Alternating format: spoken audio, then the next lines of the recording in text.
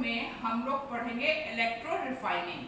ठीक है, ये तुम्हारा इलेक्ट्रोलिसिस का एप्लीकेशन पे होता है यूजिंग एक्टिव इलेक्ट्रोड। तो इलेक्ट्रोड रिफाइनिंग, अब इलेक्ट्रोड रिफाइनिंग क्या होता है, इसकी क्या ज़रूरत होती है, तो हम सीधे ऐसे समझेंगे कि जैसे मेटलर्जी है, मेटलर्जी से हमने कोई मेटल को एक्सट्रैक्ट किया, ठीक, हमारा ओर है, मिनरल है, उससे हमने मेटल को एक्सट्रैक्ट किया, लेकिन जो मेटल हमको मिलता है वो पूरी तरीके से प्योर नहीं होता है।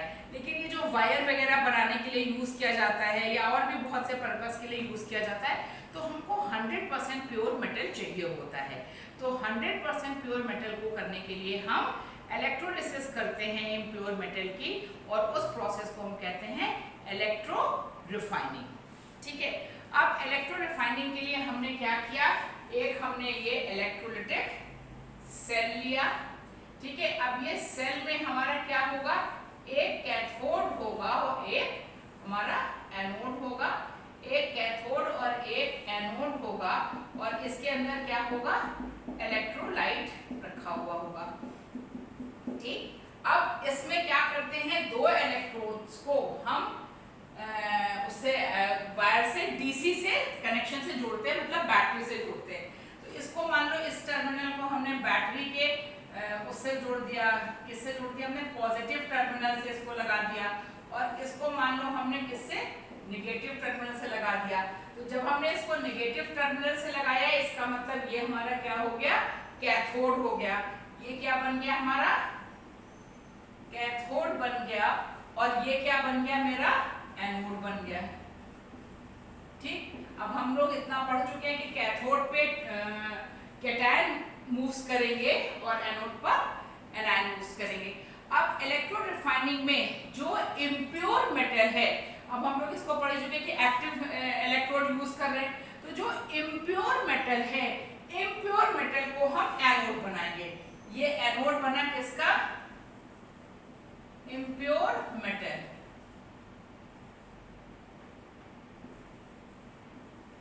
इम्प्योर मेटल का हमने क्या बनाया, एनोड बनाया, और जो प्योर मेटल है ये पतला सा बनाते हैं, थिन सा बनाते हैं। प्योर मेटल की थिन, ये हमने क्या बनाया, कैथोड। उसी प्योर मेटल को हम लेंगे जिसको कि हमें रिफाइन करना है, 100% प्योर स्टेट में हमें उसको रिकवर करना है।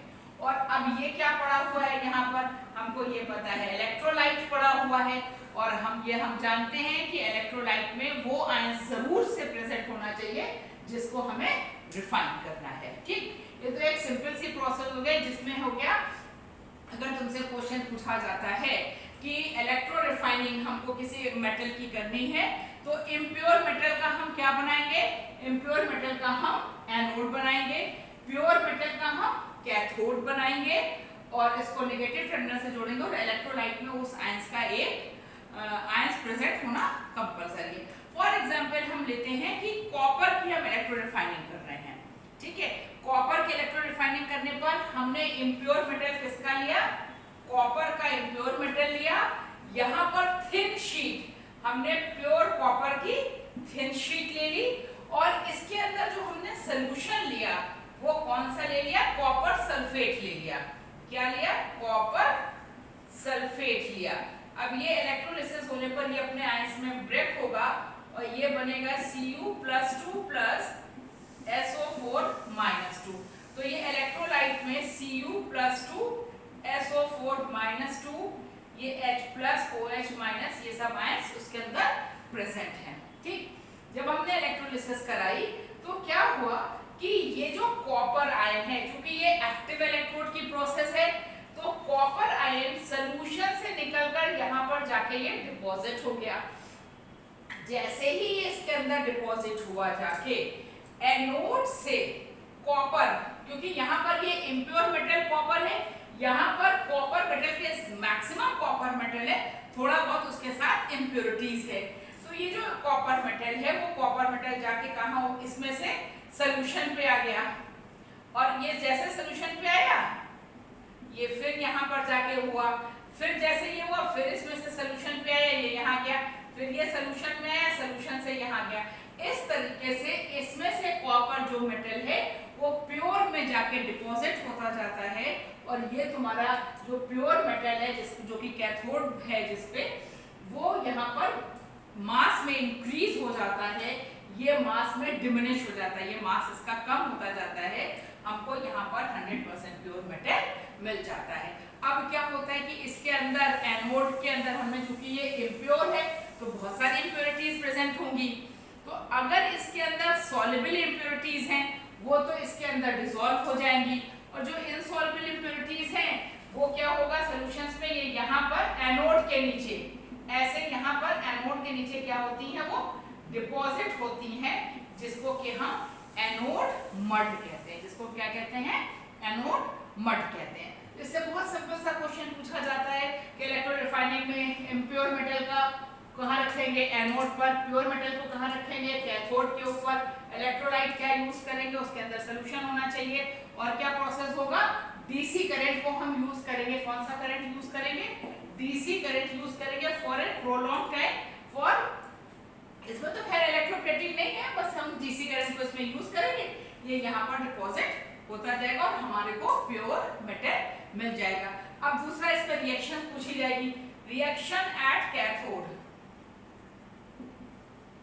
रिएक्शन एट कैथोड, कैथोड पर क्या जा रहा है, कॉपर आयन जाके डिपॉजिट हो रहा है, सिंपल सी चीज है, क्या हुआ, Cu+2 आयन, इसने क्या किया, +2 इलेक्ट्रॉन्स लेके ये Cu के फॉर्म पे यहाँ पर जाके डिपॉजिट हो गया। ठीक, अब रिएक्शन एट एनोड क्या हुई,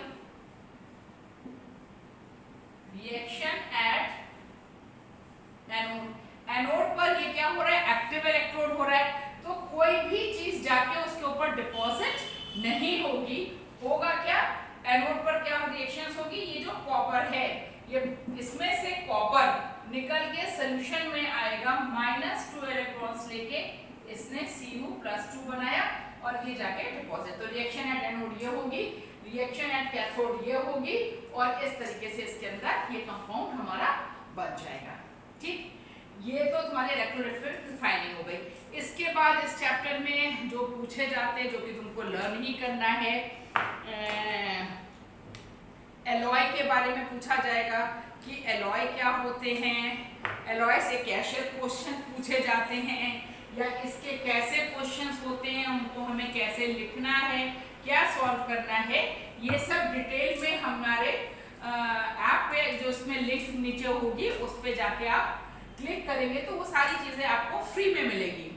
ठीक है, और उसको आप प्ले स्टोर से डाउनलोड कर सकते हैं, उस पे लिंक और उसका पूरा डिस्क्रिप्शन दिया रहेगा, उसमें आपको बहुत सारे क्वेश्चंस मिलेंगे, और वो क्वेश्चंस ऐसे होंगे जो कि वैसे ही क्वेश्चंस बोर्ड में आते हैं, और अगर आप उसको पूरा प्रैक्टिस करते हो तो आपका काफी हद तक क्वेश्चंस प्रिपेयर हो जाएगा।